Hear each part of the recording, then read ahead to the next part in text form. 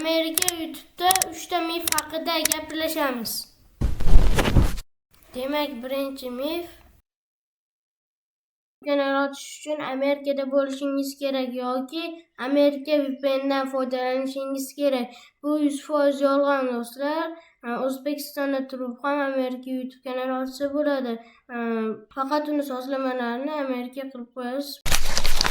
Amerika YouTube'da uzoq daromad qilib bo'lmaydi. Bu ham yolg'on hisoblanadi do'stlar.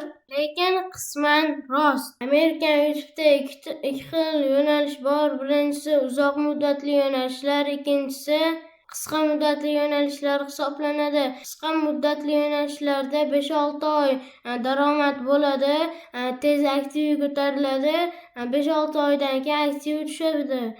Uzoq muddatli yo'nalishlarda aktiv bo'lish sal qiyin bo'ladi, lekin yillar davomida sizga daromad olib keladi. Sizga preview kerakmi? Unda bizga murojaat qiling. Previewlarni eng zo'rlaridan yasab berishimiz mumkin. Ba'zilar aytadi, meni ochgan YouTube kanaling o'chib ketib qolishi mumkin yoki monetizatsiyasi o'chib qolishi mumkin deb.